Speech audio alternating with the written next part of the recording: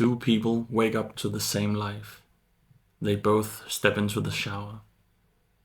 One notices the warm water running down their skin. The other is already thinking about the tasks ahead. They make breakfast. One notices the taste, the texture, the feeling of hunger disappearing. The other barely tastes the food because their mind has already moved into the next hour. They commute to work. One notices the trees, the wind, the changing light, and the world moving around them. The other notices the traffic, the delays, and every person standing in their way. They arrive at work. One notices what is interesting, difficult, and alive in the work. The other notices the interruptions, the inconveniences, and everything they would rather avoid. They return home. One sees what was completed, learned, and handled throughout the day. The other sees only what remains undone. They go to bed. One feels their body sink into the mattress and enjoys the strange, gentle disappearance into sleep. The other begins calculating how many hours of sleep remain. People place enormous emphasis on the effect of circumstances on their mood. I am unhappy because of my job. I am stressed because I have too much to do. I cannot relax because my life is too uncertain. I will feel better when this problem disappears. But notice how differently people respond to the same circumstances. The same job can feel like imprisonment to one person and an opportunity to another. The same silence can feel peaceful or lonely. The same empty weekend can feel like freedom or evidence that nobody cares. The same criticism can be useful information or a humiliation that lingers for weeks. Circumstances matter, but they do not arrive with a single meaning attached to them. You supply the meaning. Your attention determines what a moment tells you about your life. This happens so subtly that it rarely feels like a choice. You do not consciously decide to ignore the warm water in the shower and think about your inbox. Your attention simply goes there. You do not decide to turn breakfast into preparation for the next obligation. Your mind has been trained to leave the moment before the moment has begun. It searches for what is wrong, what is missing, what is late, what could fail, what should already have been completed. And because it always finds something, you begin to believe that the problem is your life. You tell yourself that peace lies on the other side of circumstance.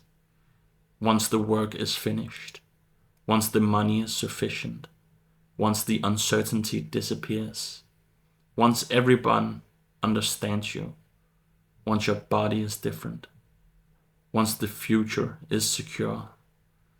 But the mind that cannot inhabit this moment will not suddenly learn to inhabit the next one. It will simply be given new material, more to protect, more to complete, more to lose. The person who overlooks everything they completed today will overlook everything they complete tomorrow. This is not optimism. It is not pretending that everything is beautiful. Nor is it an argument for remaining in circumstances you want to change. Change them. But do not assume that new circumstances will correct a mind trained to be absent from whatever is in front of it.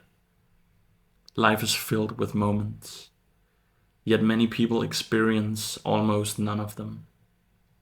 They live in commentary. Every moment is compared, judged, and turned into evidence. This should be better. I should be further ahead. Why is this happening to me? What does this say about my life? The circumstance is often painful. Then the mind multiplies it. Some pain belongs to the circumstance, but much of what follows the initial pain is manufactured. People believe they are seeing reality clearly when they are often seeing what they have practiced noticing. The anxious person notices threats. The resentful person notices insults. The insecure person notices judgment. The ambitious person notices insufficiency.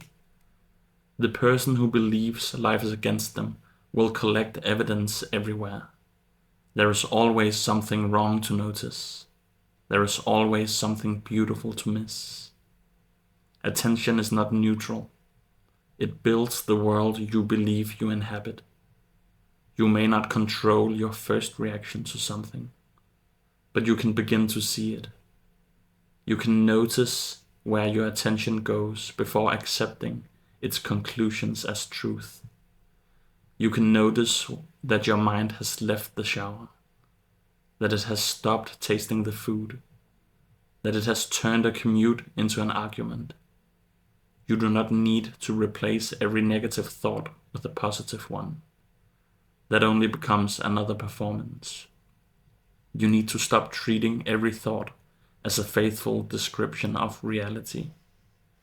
The point is not to become grateful for every second. The point is to see how often you abandon your life while claiming that your life is the reason you feel absent from it. You keep waiting for circumstances that will finally allow you to pay attention. But attention was the thing missing. Not the better breakfast, not the quieter road, not the perfect job. Two people wake up to the same life. By the end of the day, one has lived it. The other has spent the entire day waiting for a different one. Sincerely, Milo Morrison.